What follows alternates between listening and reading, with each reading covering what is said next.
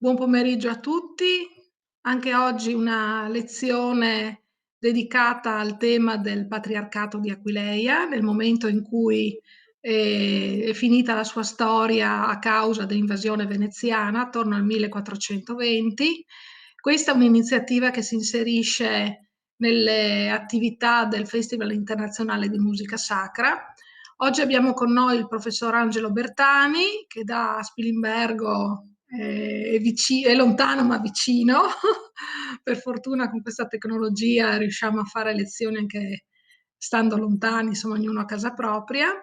Il professor Bertani è critico d'arte, ha al suo attivo non so quante mostre organizzate in giro per la provincia, anche in particolare per il Centro Iniziative Culturali di Pordenone, per la Galleria Sagittaria di Casa Zanussi.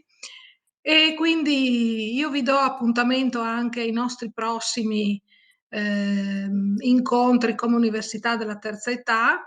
Domani, a dire il vero, c'è l'incontro con l'IRSE, un incontro dedicato all'Europa e quindi sarà gestito interamente dall'Istituto Regionale di Studi Europei del Friuli Venezia Giulia. L'appuntamento con l'Università della Terza Età sarà per venerdì, dove avremo la giovane Laura Riccio-Cobucci che ci parlerà dell'arte performante di Marina Abramovic. E poi vi invieremo il nutrito programma della prossima settimana. Rimanete in contatto con noi, leggete le nostre newsletter e intanto buona lezione a tutti. A lei la parola, professor Bertani. Grazie Martina, buon pomeriggio a tutti. Iniziamo subito il nostro piccolo viaggio nel tempo e nella storia per verificare se davvero prima del 1420 eravamo nell'età dell'oro e dopo il 1420 siamo precipitati nel buio e nelle tenebre. Come vedremo non è stato proprio così, ma dobbiamo partire un po' da lontano.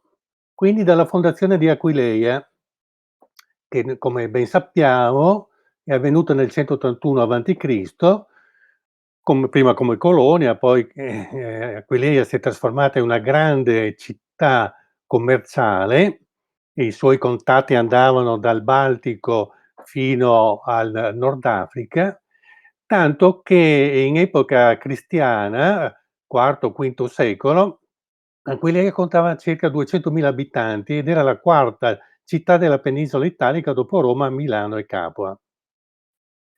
Sembra che anche prima del III secolo esistesse ad Aquileia una comunità cristiana con forti legami con la chiesa patriarcale di Alessandria d'Egitto, perché sembra che il primo nucleo cristiano sia originario proprio di quella grande città del Nord Africa. E Aquileia divenne ben presto un importante centro di cristianizzazione per l'Italia nord-orientale, anzi per gran parte del nord Italia e le regioni limitrofe. Ricordiamo che in città ci fu anche San Girolamo, il famoso traduttore della Bibbia, e questo diede ulteriore autorevolezza alla diocesi di Aquileia nei secoli seguenti. Quindi Aquileia, attorno al IV-V secolo, sommava l'eredità romana, il prestigio dell'autorità romana, ma anche il prestigio della neocostituita comunità cristiana, con appunto questi suoi lontani legami con il Medio Oriente e con l'Africa del Nord, Alessandria d'Egitto. Vediamo adesso in una tabula pointigheriana, che è una copia del XIII secolo da un originale del IV secolo, dove era posizionata appunto nella struttura viaria romana, perché non è tanto una carta geografica questa quanto una carta stradale, e quindi vediamo nel nord, posizionata al nord dell'Adriatico, la nostra Aquileia. Possiamo osservare che scusate, non c'è ancora in questa carta Venezia, ad esempio. E a fianco alla nostra Aquileia c'è la struttura delle terme delle fonti del Timavo. Poi sulla sinistra vediamo Altino e poco altro. quindi a dimostrazione dell'entità, dell'importanza di Aquileia attorno al IV secolo. Però nell'828 i veneziani trafugarono da Alessandria d'Egitto il corpo di San Marco e questo evento ebbe un forte connotato simbolico e politico naturalmente. Infatti San Marco, secondo la tradizione, era colui che ha inviato come suoi discepoli Ermagora, primo vescovo di Aquileia, e il diacono Fortunato a fondare quella chiesa di Aquileia di cui abbiamo già parlato e quindi il patriarcato. Però con questo trafugamento i veneziani in qualche modo incominciarono a porre le basi anche per un'estensione verso Aquileia, Grado, Cividale dei loro territori o comunque della loro influenza, perché incominciarono a proclamarsi come i veri eredi, diciamo così, di San Marco. E quindi iniziò anche una disputa tra Aquileia e Venezia per appunto ribadire chi, Aquileia o Venezia, poteva dirsi la vera erede, l'autentica erede del messaggio evangelico di Marco. Vediamo riflesso tutto questo negli affreschi della Basilica di Aquileia e soprattutto negli affreschi della cripta, appunto, della basilica, dove troviamo prima raffigurato San Pietro che invia San Marco ad Aquileia, qui nella schermata in alto a sinistra, e poi troviamo San Pietro che consacra Sant'Ermagora, vescovo di Aquileia, alla presenza di San Marco. Quindi come un ribadire verso il 1160 appunto, che Aquileia era la vera erede del messaggio evangelico di San Marco, in opposizione già in questo periodo con Venezia in qualche modo. Come realtà ecclesiale, il Patriarcato di Aquileia è stato una delle più grandi diocesi e metropolie di tutto il Medioevo europeo. Fino all'811 la sua provincia ecclesiastica arrivava fino al Danubio, al lago Balaton e verso occidente fino a Como e il Canton Ticino. Dalla metropolia di Aquileia dipendevano diverse diocesi suffraganee, diverse diocesi in qualche modo minori, per così dire, e ne nominiamo alcune che tanto minori oggi non ci appaiono: Mantova, Como, Trento, Verona, Vicenza, Padova, Treviso, Concordia, Ceneda, Feltre, Belluno, eccetera, eccetera. E vediamo infatti in questa cartina l'estensione della diocesi di Aquileia, che appunto vediamo arrivare fino a Como da una parte e l'Istria dall'altra, valicando anche le Alpi poi tra l'altro. Il patriarca ebbe la sua residenza in diversi abitati delle diocesi, Aquileia naturalmente, ma poi Grado, Cormons, Forum Iuli, cioè l'odierna Cividale, e infine Udine. Vediamo qui a destra l'antico trono del patriarca che si conserva ancora oggi a Cividale del Friuli. E però il patriarcato da diocesi divenne anche qualcos'altro, a partire da appunto quella sua autorevolezza religiosa, finì per elaborare anche una sua importanza politica e divenne un principato ecclesiastico, detto anche, fin da tempi remoti, patria del Friuli. E infatti i patriarchi di Aquileia ottennero l'investitura feudale nel 1077 e così, il stato feudale, il, principato ecclesiastico di Aquileia ebbe anch'esso una notevole estensione, che vediamo qui in questa cartina, colorata in rosso. Vediamo poi anche qua e là, tra cui quella di Pordenone, alcune isole imperiali. Però attorno al 1250 questo era lo stato feudale, il dominio temporale del patriarca di Aquileia. Questo è il suo vessillo attorno al 1350, quindi con questa aquila o grifone secondo alcuni in campo azzurro. Vediamo adesso quali sono stati i patriarchi di Aquileia dal 1077, anno di fondazione appunto del principato ecclesiastico, ma anche del feudo appunto di Aquileia, e notiamo dai cognomi che per gran parte, fino alla metà del 200, erano di provenienza germanica, di area tedesca. Solo poi, appunto, con Gregorio da Montelongo, nel 1251, l'orientamento, appunto, del patriarcato andrà verso un'altra direzione, verso appunto il nord Italia e verso la penisola italiana, abbandonando in qualche modo o diminuendo in qualche modo i suoi legami stretti o strettissimi con l'area imperiale e germanica. L'ultimo patriarca di Aquileia che ha dovuto sopportare l'invasione poi veneziana nel 1420 fu Ludovico di Tech, che era carinziano. Se però noi oggi visitiamo il Duomo di Udine ed entriamo nella cosiddetta Cappella di San Nicolò, vediamo degli importanti affreschi di Vitale da Bologna, e già il nome appunto ci dice del nuovo orientamento culturale che a partire appunto dal 300 ha il Friuli, ha il patriarcato. Infatti questi affreschi furono patrocinati direttamente dal patriarca Bertrando di Aquileia, un grande patriarca, come vedremo tra un attimo, di origine francese, che però già anziano fu nominato appunto designato a reggere il patriarcato di Aquileia.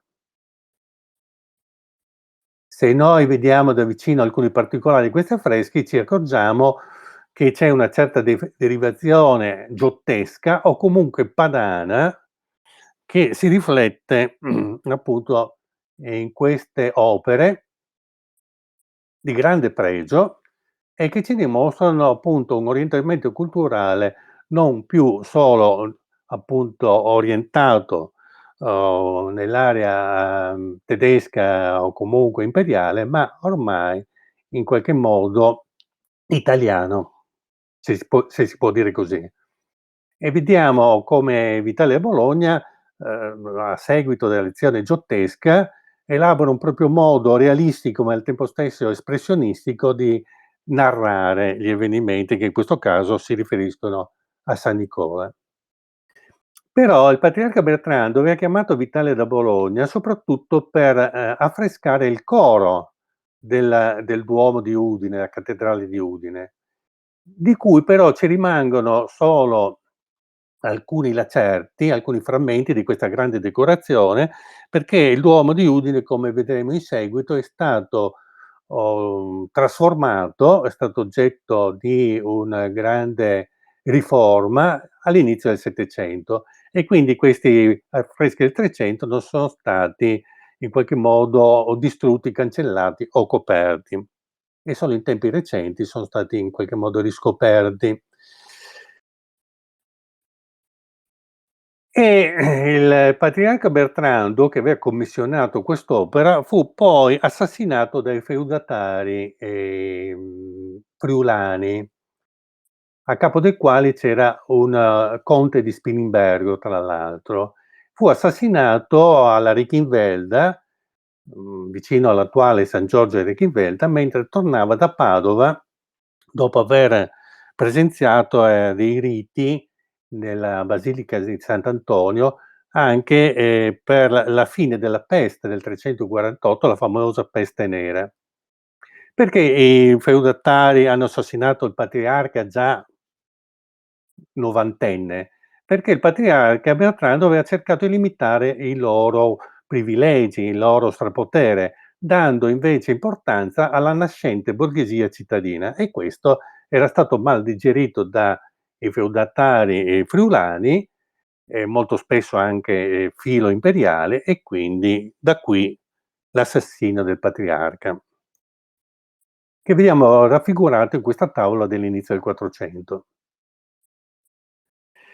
Riflesso diretto dell'operare di Vitale da Bologna a Udine e rappresentato dagli affreschi che ancora oggi si conservano nel Duomo di Spilimbergo, nel coro del Duomo di Spilimbergo. Anzi, si può presumere, che questi affreschi di Spilimbergo siano in qualche modo una replica ad opera della stessa bottega di Vitale, degli affreschi di Udine e quindi per capire com'erano quelli dobbiamo vedere questi, cioè quelli di Spilimbergo. Alcune scene sono proprio le stesse, come per esempio Susanna al bagno, qui spiata dai vecchioni, con una connotazione spilimberghese più cortese in qualche modo, perché siamo pur sempre in un feudo dominato dai signori di Spilimbergo che in qualche modo fanno riferimento a questa cultura. Ecco, se noi vediamo a sinistra il frammento di Vitale da Udine di Vitale Bologna a Udine scusate, e, un frammento con analogo soggetto che si trova a Spilimbergo, scuola di Vitale a Bologna, vediamo che quello di Spilimbergo deriva direttamente da quello di Udine. Però a Spilimbergo c'è anche un'altra interessante traccia culturale, cioè del rapporto che l'area friulana continua a avere con l'area tedesca. Quindi abbiamo detto dal 1250, 1350 la cultura, anche la cultura friulana si orienta verso, l'area padana e quindi italiana, e però mantiene comunque legami con l'area tedesca, trasalpina.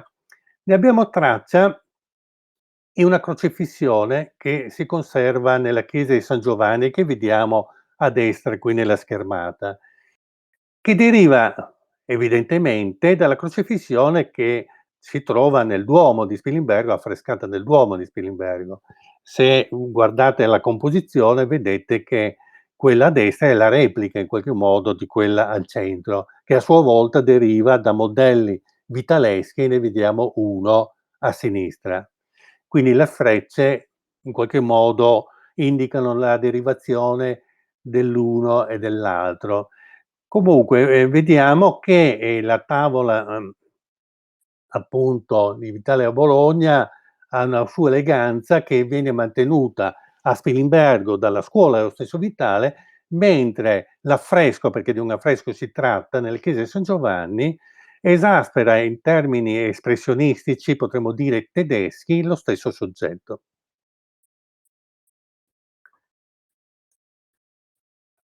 Nel 1420, abbiamo già anticipato prima, ormai lo sappiamo tutti, Venezia conquistò il Friuli, proprio perché, la terra friulana rappresentava un problema ormai per Venezia, perché continuamente, oggetto di appetiti, diciamo così, da parte imperiale. Quindi era una terra in qualche modo piuttosto turbolenta e che, il possesso imperiale avrebbe messo in qualche modo contro gli interessi appunto della stessa Venezia. Tra l'altro poi Venezia dal XV secolo incomincia a avere sempre più guai dai turchi, che tra l'altro alla fine del 1400 saranno in Friuli con diverse scorrerie, e e quindi i suoi traffici marittimi vengono danneggiati sempre più, tanto che Venezia incomincia a spostare i suoi interessi, economici, commerciali verso la terraferma. Per cui, questioni militari e politiche, ma anche questioni economiche, convincono la Repubblica di Venezia a occupare il Friuli, in qualche modo invitata da alcuni feudatari amici, diciamo così, tra cui i Savognàn.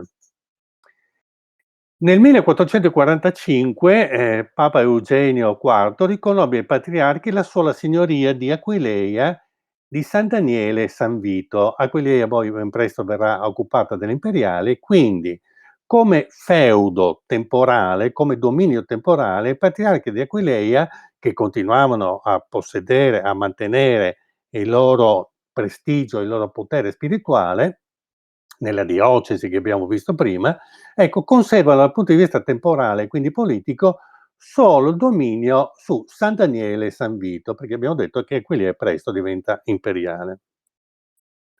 Vediamo in questa cartina, colorata in azzurro-verde, il dominio veneziano di terraferma e vediamo che va dall'Adda fino all'Istria e alla Dalmazia e comprende dal 1420 appunto il Friuli.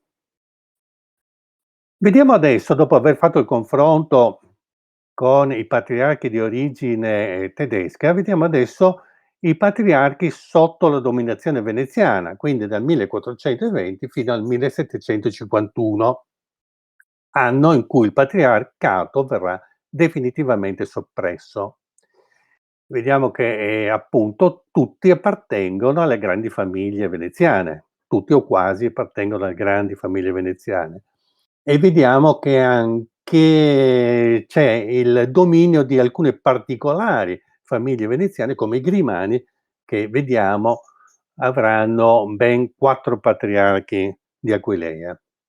Ma ne riparleremo in seguito. Qui vediamo il primo patriarca di origine, diciamo così, veneziana, Ludovico Trevisan, quello che appunto ha sostituito l'ultimo patriarca, Ludovico di Tech carinziano. Ludovico Trevisan era un importante dignitario della corte del Papa, anche un grande umanista, e qui lo vediamo ritratto da Mantegna. Andiamo adesso a fare una visita alla chiesa di Sant'Antonio Abate a Versutta, piccolo borgo vicino a Casal San Delizia, reso famoso da Pasolini, che qui ha fondato, nei primi anni '40 la sua Accademiuta. Questa piccola chiesa è importante per il ciclo di affreschi tardogotici che conserva. Affreschi, vedete, databili al 1430-1440, quindi siamo nell'epoca di passaggio, appunto, che prima abbiamo già nominato, quindi Venezia dal 1420 ha occupato queste terre, ma ci sono ancora potenti famiglie come quella degli Altan che hanno una cultura molto vasta e dei rapporti politici e culturali altrettanto vasti, per cui possono chiamare nelle loro terre, qui siamo in un feudo sostanzialmente degli Altan, degli artisti di grande autorevolezza e di grande qualità, come quello che ha affrescato la volta, il coro di questa chiesa a Versutta, come possiamo notare da alcuni particolari.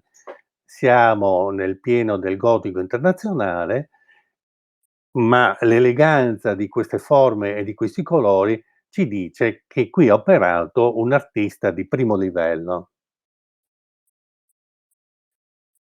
Del resto gli stessi Altan, lo stesso Antonio Altan, aveva un importante palazzo a San Vito Tagliamento che vediamo qui in una pianta del 1500, e nella sua dimora sanvitese aveva chiamato un altro artista che sicuramente ha guardato a sua volta a Masolino, a Panicale e a Pisanello, i vertici del gotico internazionale nel nostro paese e non solo, e appunto ha lasciato traccia in questi affreschi del proprio valore artistico.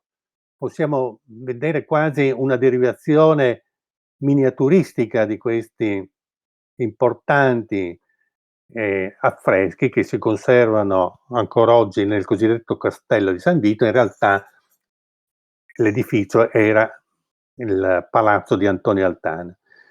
Vediamo anche la finezza di questi affreschi, di questi dettagli, nella figura di questa Sibilla. Però, San Vito ebbe anche un importante,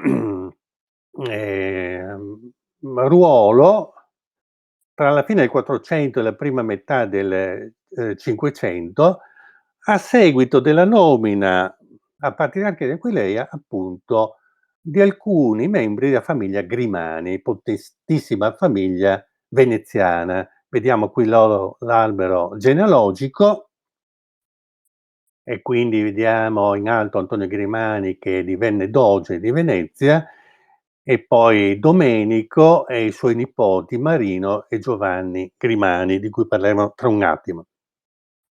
Domenico Grimani, uno dei grandi cardinali della Chiesa di Roma, tra la fine del 400 e l'inizio del 500, ma anche grandissimo umanista e grandissimo collezionista. Fu nominato cardinale dietro l'esborso di 25.000 e 30.000 ducati, così avveniva allora. Nel 1497 nominato patriarca di Aquileia e interpreta il patriarcato e soprattutto i 2 feudi patriarcali, cioè San Vito e San Daniele, che abbiamo già nominato prima, come una specie di feudo ereditario in cui tentare anche un esperimento molto particolare e molto originale. Continueranno in questa sua opera i nipoti Marino e Giovanni Grimani. Vediamo qui Domenico Grimani, una copia d'epoca da un dipinto di Lorenzo Lotto, vediamo che il personaggio era bello determinato, e tanto è vero che i contemporanei dicono che raramente lo si è visto sorridere. E divenne anche amico di Pico della Mirandola, di Angelo Poliziano, acquistò l'intera biblioteca di Pico della Mirandola una volta morto, appunto, il grande umanista, e poi, fu in corrispondenza con Erasmo da Rotterdam, appunto, anch'egli grandissimo esponente dell'umanesimo cristiano, anzi avrebbe voluto che Erasmo da Rotterdam, avesse tra i suoi scolari, diciamo così, tra i suoi allievi prediletti, il nipote Marino, ma Erasmo da Rotterdam invece poi disse che aveva altri impegni e non appunto seguì più di tanto Marino Grimani. Domenico abbiamo detto, fu anche un grande collezionista, acquistò per 500 ducati il famoso breviario, miniato da artisti fiamminghi. Fu lui a, favorire, l'impegno di Pellegrino a San Daniele presso la corte estense di Ferrara. Fu lui a raccomandare Giovanni da Udine a Baldassare Castiglione perché entrasse nella bottega di Raffaello. Nella sua collezione personale Domenico Grimani possedeva 2 opere di Giorgione, alcuni quadri di Leonardo, forse alcuni disegni di Michelangelo e tante altre opere importanti. Questo è uno dei quadri di Giorgione nelle collezioni di Domenico Grimani. Possedeva, anche una grande e splendida villa, sul Colle del Quirinale, a Montecavallo allora si chiamava, e nei lavori di edificazione di questa villa, nella cosiddetta vigna, lui, scoprì numerose statue romane. Alcune furono portate nel Palazzo di Famiglia a Santa Maria Formosa a Venezia e altre passeranno poi nella collezione di Giovanni Grimani. Era considerato Domenico Grimani il maggiore collezionista del collegio cardinalizio negli anni a cavallo tra 400 e 500. Nella sua collezione di pitture c'erano anche opere di Memling, Bosch, Dürer, eccetera. Ecco il politico di Bosch della collezione Grimani, che ancora oggi si può ammirare nel Palazzo Grimani a Venezia. Possedeva anche il cartone di Raffaello della Conversione di Saulo. Fu appassionato collezionista di intagli di cammei e, gran parte di questa sua collezione passò al nipote prediletto, al nipote Marino. Ecco alcune tavole del breviario Grimani, appunto decorato dalle opere di, importantissimi artisti fiamminghi. Alcune delle statue antiche, delle sculture antiche che erano nelle collezioni di Domenico Grimani, poi passate di proprietà della Repubblica di Venezia, come accenneremo poi tra un attimo, e in questo dipinto vediamo il cardinale Domenico con a fianco il suo successore, diciamo, il nipote Marino Grimani. E allora, diciamo qualcosa anche di Marino Grimani. Patriarca di Aquileia dal 1517, e, si deve schierare subito, contro, appunto il diffondersi anche in Friuli delle teorie, dell'eresia, diciamo così, di Martin Lutero, però questo suo impegno ecclesiastico, religioso, è contraddetto talvolta dal suo comportamento invece di dominus, di signore feudale, tant'è vero che quando entra a Udine, pur sempre nelle vesti di patriarca, scrivono le cronache che fece molti bagordi e si diede a diversi piaceri. Nel 1524-25 la sua prima visita al patriarcato, nel 39 di nuovo in Friuli. Questi, patriarchi molto spesso risiedevano fuori dal Friuli, e, i patriarchi grimani non fanno eccezione. Il,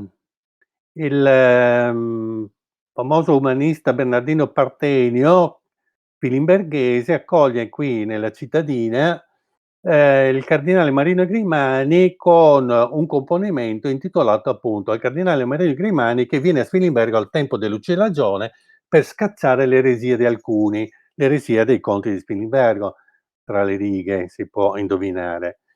Ritorna ai Friuli nel 1542, in aprile a San Vito, dove c'è un palazzo patriarcale che lui, rende più grande e ancora più bello, in settembre a San Daniele.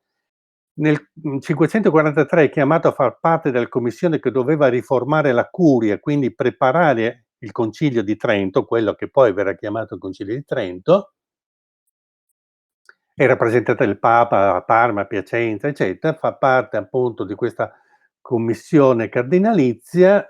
Nel 545 si reca ancora una volta nelle sue diocesi friulane e nel 546 muore a Orvieto e verrà sepolto a Francesco della Vigna a Venezia, una chiesa progettata da Jacopo Sansovino, non un architetto qualsiasi, che avrà poi la facciata progettata da Andrea Palladio.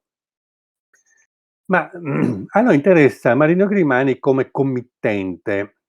Intanto riceve l'eredità da Domenico Grimani e in questa eredità fanno parte anche i cammei, le medaglie, il prezioso breviario miniato, i quadri di Giorgione, di Leonardo, molti frammenti marmorei antichi, 13 casse di libri preziosissimi, eccetera.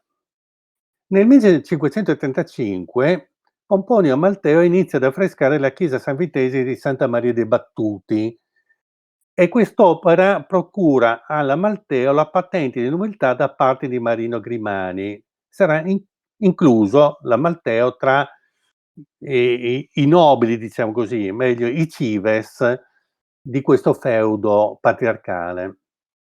E nel 1545 lo stesso Malteo dipingerà la navata della stessa chiesa. Marino Grimani risiedeva nel palazzo patriarcale che lui aveva arricchito, con anche mirabili ordini di frutteti ed eletti arbori, e inizia assieme ai fratelli a, rivedere anche la forma e in qualche modo la struttura del palazzo di famiglia a Venezia, a Santa Maria Formosa. Giovanni Grimani, suo fratello, gli succederà appunto nella carica di patriarca, anche lui cercherà di diventare cardinale, ma non otterrà mai tale carica.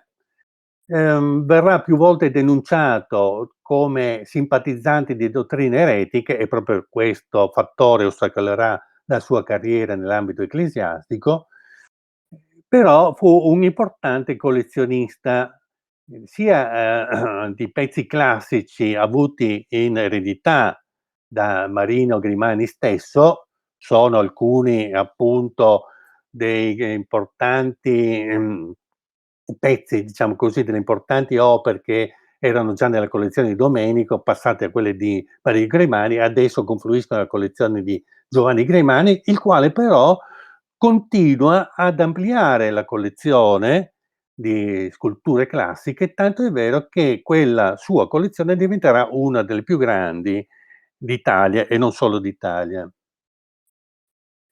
E il palazzo verrà, adibito in qualche modo a ospitare questa collezione, attraverso anche l'opera la progettazione di importanti architetti quali San Micheli, Serlio, Bartolomeo Ammannati, Sansovino, Palladio, eccetera. Proprio Bartolomeo Ammannati creerà la cosiddetta tribuna, ecco la vediamo qui sulla destra, che sarà appunto il luogo privilegiato in cui Giovanni Grimani esporrà le sue collezioni di arte, statuaria antica. Di recente le opere già appartenute a Giovanni Grimani sono ritornate in questa sede e chi va a visitare, sia pure in tempi di pandemia, Palazzo Grimani potrà vedere ricollocate appunto queste opere per un annetto ancora. Poi ritorneranno per gran parte nelle sale del Museo Archeologico di Venezia, perché appunto Giovanni Grimani nel suo testamento lascerà tutta la sua collezione alla Repubblica. In Palazzo Grimani hanno operato numerosi artisti anche per quanto riguarda le decorazioni ad affresco, tra cui Giovanni da Udine, che in qualche modo era già stato protetto, come abbiamo visto, da Domenico Grimani, che l'aveva segnalato a Raffaello praticamente, e poi anche da Marino Grimani. Ed ecco il Palazzo Veneziano dei Grimani, vedete che ha un cortile interno alla romana, cioè con un porticato, con delle colonne che, appunto, rispecchiano nel loro insieme quella che si riteneva essere la forma di una villa, di un'importante villa di epoca romana.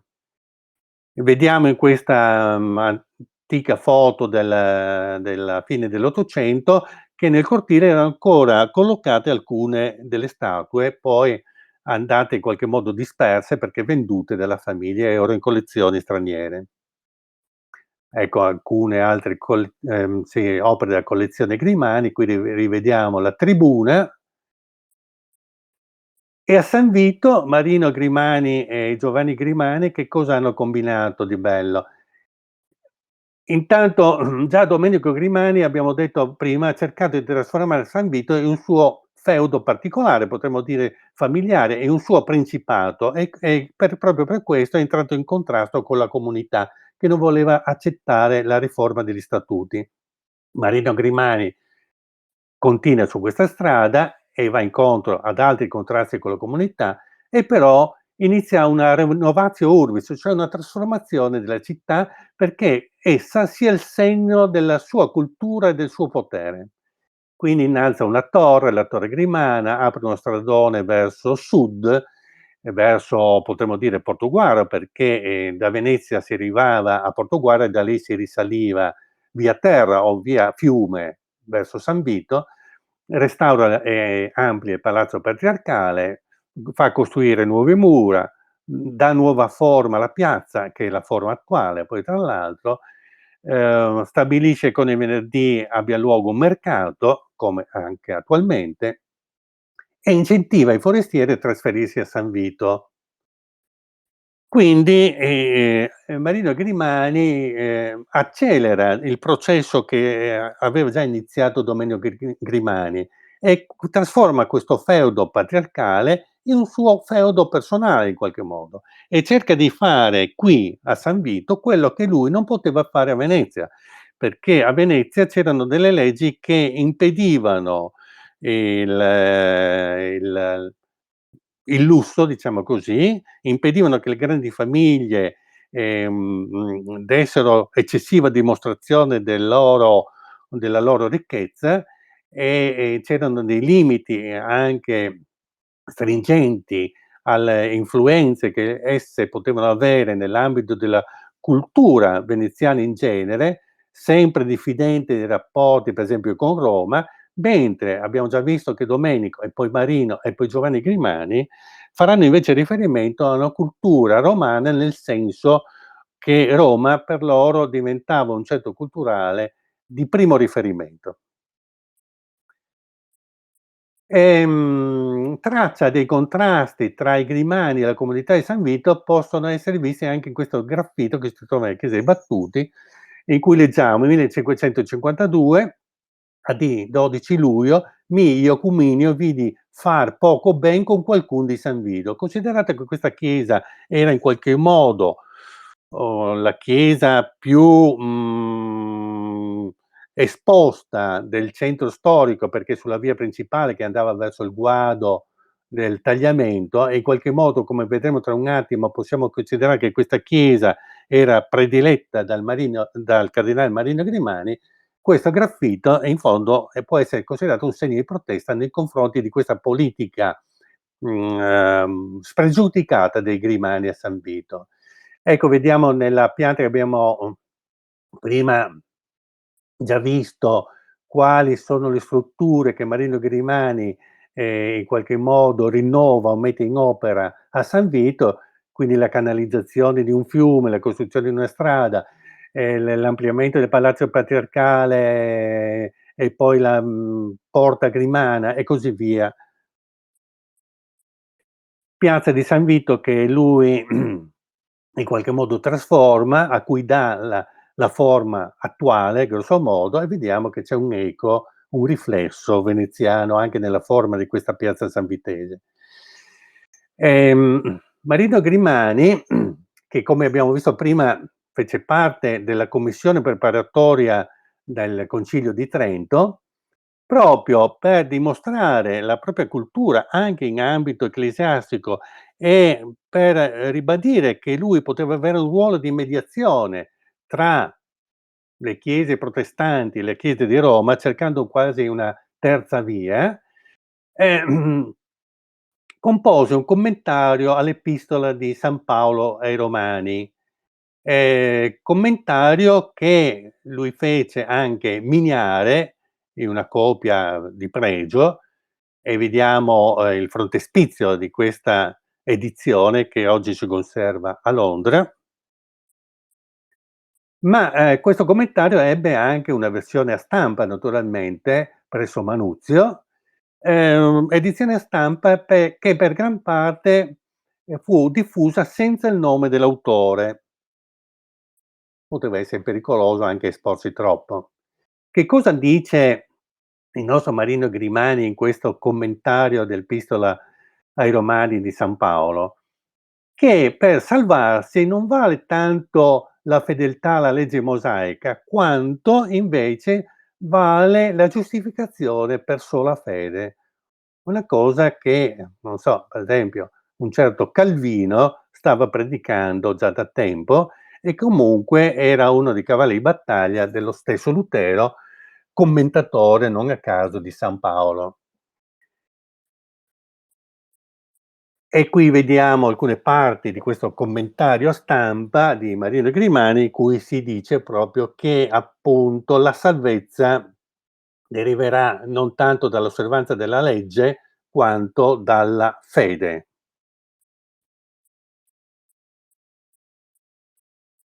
Ed ecco che troviamo a San Vito, nella Chiesa dei Battuti, una iconografia singolare e qualche indizio a proprio di tutto questo. Quindi nella Chiesa dei Battuti vediamo ai lati dell'Arco Santo 2 figure, potremmo dire monumentali, a sinistra quella di Davide, a destra quella di San Paolo, e la navata centrale è decorata all'antica, anzi alla romana, un po' con le stesse colonne che abbiamo visto nel palazzo di Santa Maria Formosa, il palazzo che stavano restaurando proprio negli stessi anni i fratelli Grimani.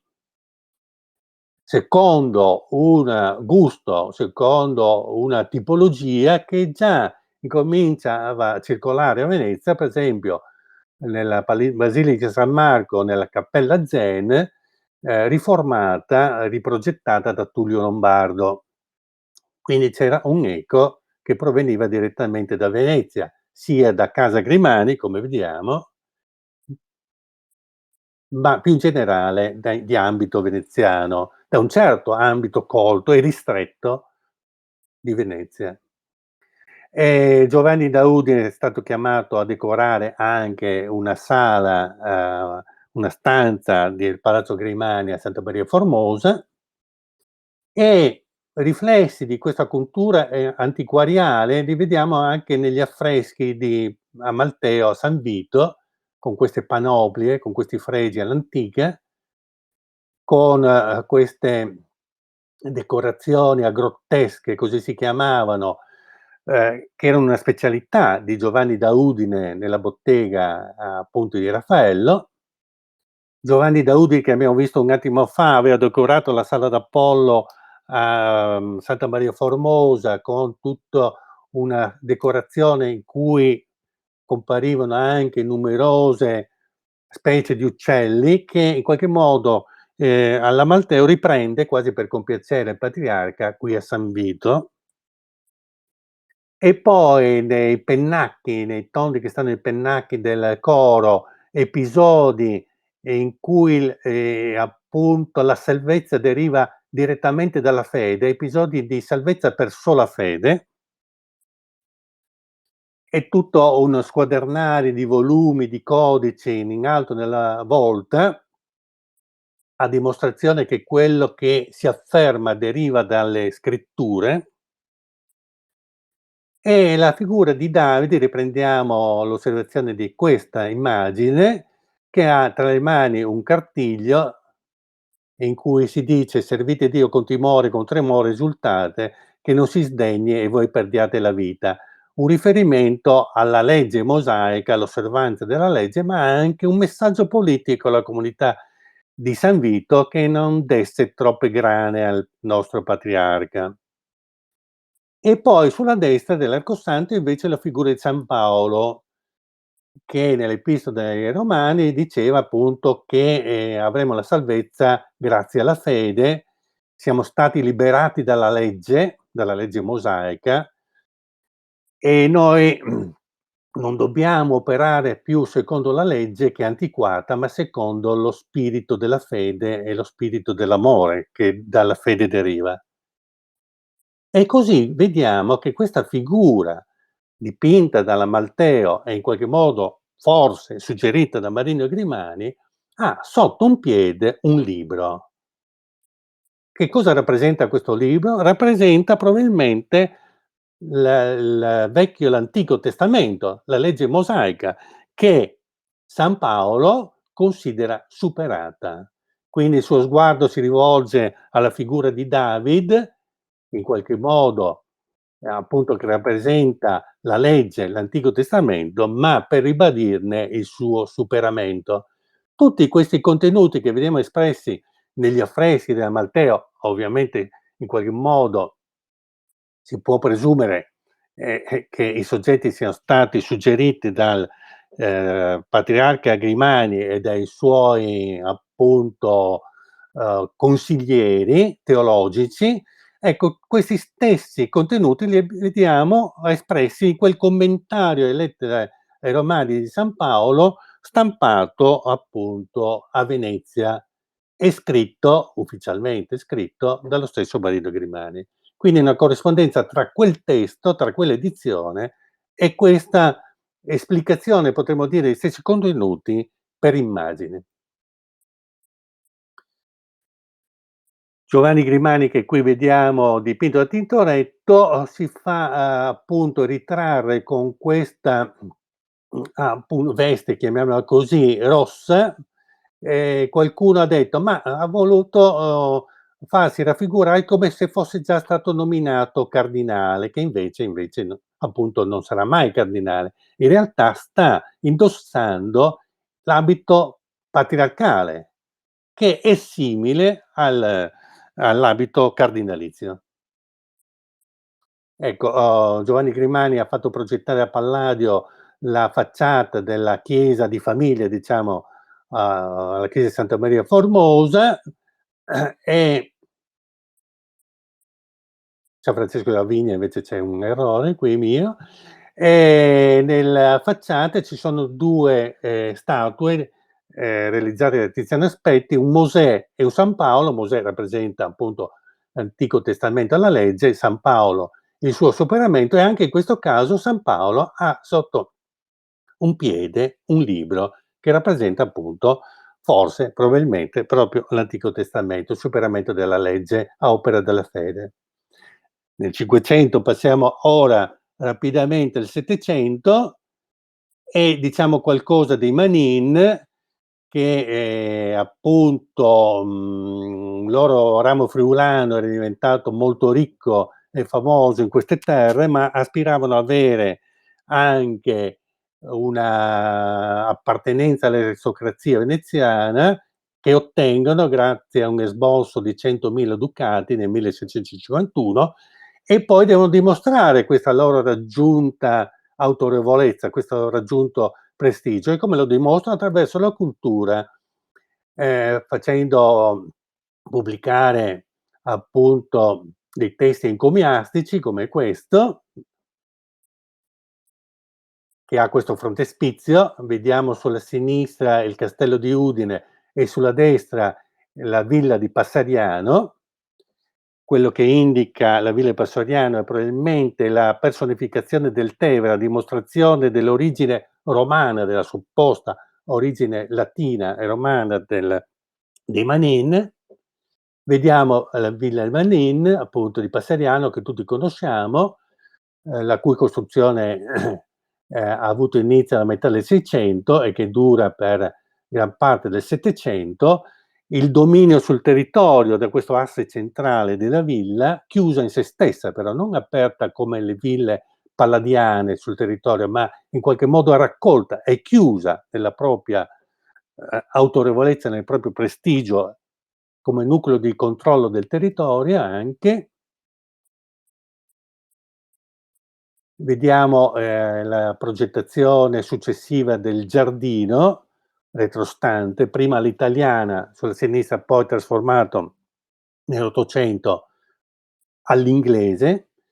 E però i Manin anche, pagano a proprie spese la riforma, cioè il rifacimento del transetto del coro del Duomo di Udine, perché lì vogliono collocare i loro mausolei, i mausolei di famiglia, che vediamo in queste immagini, progettati da Domenico Rossi, un importante architetto che operava anche a Venezia. Chiamano, Ludovico d'Origny, di origine francese, ad affrescare anche la volta del coro. D'Origny opererà anche a Villa Manin, nella villa appunto di Passariano. I mausolei sono decorati da, sculture dei più importanti scultori appunto del tempo di origine veneto e veneziana, tra cui questo Antonio Corradini o il Baratta. E infine parliamo un attimo dei patriarchi Dolfin, altri veneziani che si succedono nell'arco di mezzo secolo, ehm, ai vertici del patriarcato di Aquileia. Inizia Giovanni Dolfin, poi però è soprattutto Dionisio Dolfin che promuove delle riforme, importanti riforme a Udine e più in generale nel patriarcato. Ha una grande attenzione pastorale, potremmo dire, ma è anche un grande committente che dà un nuovo prestigio artistico e culturale alle città di Udine e non solo. Fa riedificare e ampliare il Palazzo Patriarcale a Udine, vi fa costruire una importante biblioteca, che oggi chiamiamo dolfiniana, che conserva circa 11.000 volumi, tra cui 514 manoscritti e 115 incunaboli. Questa biblioteca viene aperta al pubblico ed è la prima biblioteca di prestigio aperta al pubblico nella città di Udine. I modelli ispiratori di questa biblioteca sono quella dell'Escorial di Madrid e l'Ambrosiana di Milano, e il progetto iconografico di tutte le sculture lignee che decorano la biblioteca, oltre che l'affresco e la volta, fanno riferimento a un percorso ascensionale verso la sapienza, verso il trionfo della sapienza. E così appunto Dionisio Delfin fa decorare il soffitto della scala a chiocciola che apporta alla biblioteca sempre da Ludovico Dorigny, che abbiamo già citato perché è appunto impegnato anche per conto dei Manin. Nel soffitto Il trionfo della sapienza, poi promuove la riforma del Duomo di Udine, sempre opera di Domenico Rossi, fonda l'Accademia di Scienze che deve dedicarsi anche agli studi storici locali, riforma e ricostruisce la chiesa di Sant'Antonio Abate al lato del Palazzo Patriarcale e poi, fonda il convento delle suore salesiane della Visitazione a San Vito al Tagliamento, che vediamo in basso a destra. Se noi diamo un'occhiata alla chiesa di Sant'Antonio Abate, a fianco al Palazzo Patriarcale Udinese, e la chiesa che lo stesso Domenico Rossi ha progettato a Venezia, la chiesa di Sant'Ae, vediamo che Giorgio Massari ha guardato a Domenico Rossi in modo evidente. Quindi è una patente di venezianità nel cuore di Udine. Appunto Dionisio Delfin fa ingrandire il Palazzo Patriarcale e per l'abbellimento di alcune sale di rappresentanza chiama un giovane esordiente che si era già messo in qualche modo in luce a Venezia, ma in fondo era ancora molto giovane, aveva poco meno di 30 anni e si chiamava Giambattista Tiepolo. Il fatto che, il cardinale Dionisio Dolfin chiami uno che, non ha nemmeno 30 anni a, decorare la sede di rappresentanza del patriarcato stesso, ci dice che il patriarca Dolfin non era uno sprovveduto, anzi, vedeva lontano in qualche modo. Vorrei capire chi oggi tra i nostri politici locali e non solo locali darebbe appunto decorare in qualche modo, darebbe l'incarico a un artista nemmeno di ancora di 30 anni, la sede di rappresentanza, non so, della regione o della provincia o del comune. Tiepolo incomincia a lavorare nel Duomo di Udine affrescando la cappella del Santissimo Sacramento con questi angeli cantori che sembrano prendere luce non dalla finestra, dalla piccola finestra della cappella, ma direttamente dalle torce dei ceri dell'altare, per cui la luce, il lavorare con la luce diventerà, lo vediamo fin da qui, una delle carte vincenti di Giovan Battista Tiepolo. E però sempre nel Palazzo Patriarcale, decora il soffitto della scala, d'onore, la scala principale d'accesso, con questa cacciata degli angeli ribelli. E tutti gli episodi che lui, affrescherà nel Palazzo Patriarcale sono relativi alla disobbedienza al legittimo potere e vedremo tra un po' perché. L'opera sua maggiore nel Palazzo Patriarcale è la decorazione ad affresco della cosiddetta Galleria degli Ospiti, di cui vediamo la rappresentazione più importante, Rachele che nasconde gli idoli a Labano. Raffigurazione a fresco in cui c'è anche un autoritratto dello stesso Tiepolo, giovanissimo, che vediamo nel particolare.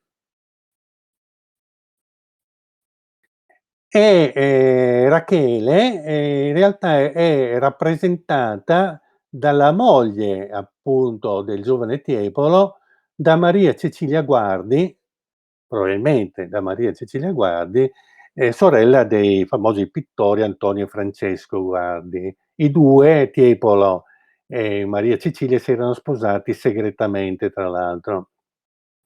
Altri affreschi sempre nella galleria degli ospiti, con questo elegantissimo angelo che si rivolge a Sara.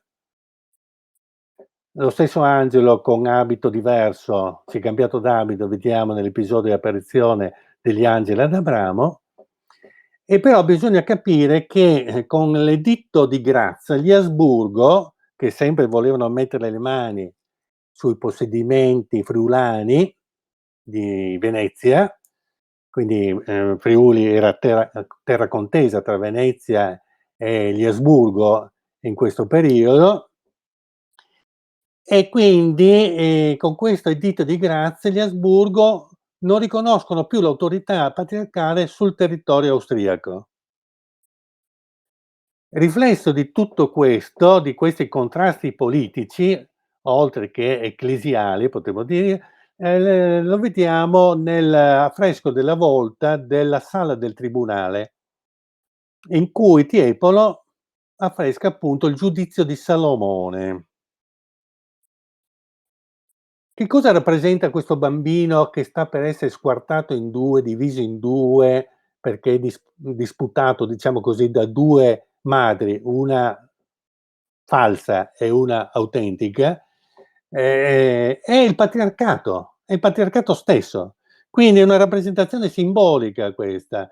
Attraverso il giudizio di Salomone si rappresenta la questione politica, la grave questione politica, oltre che religiosa, che interessa, che riguarda il patriarcato di Aquileia, che sta per essere spartito tra gli Asburgo e Venezia, attraverso una sorta di concordato tra le 2 potenze. E di mezzo c'è il patriarca, appunto. La figura qui grassa sulla destra sarebbe a rappresentare proprio l'arcivescovo di Graz, che cerca di mettere le mani sul patriarcato di Aquileia, e vediamo spuntare tra i vari personaggi anche la testa di un leone, quasi a rappresentare San Marco, Venezia, che sta placidamente ad osservare gli eventi, senza intervenire direttamente. Questa è una sorta di rimprovero del patriarca nei confronti della dominante. E Daniele Dolfin, il successore, fece costruire poi negli altari di Magora e Fortunato, della Santissima Trinità nel Duomo di Nese, sempre, commissionando delle opere a Giambattista Tiepolo. Fece anche edificare ex novo il Duomo di San Vito a Tagliamento a sue spese, e la sua committenza più prestigiosa però è quella dell'edificazione della Chiesa della Purità, che si trova a fianco al Duomo di Udine. Chiesa Purità che fu affrescata poi da Giambattista e Giandomenico Tiepolo, Giandomenico figlio di Giambattista Tiepolo. Ecco, vediamo le opere, le tele commissionate da Daniele Dolfin, oggi nelle collezioni dinesi. Vediamo i paesaggi in fondo friulani che, fanno da sfondo a queste scene sacre.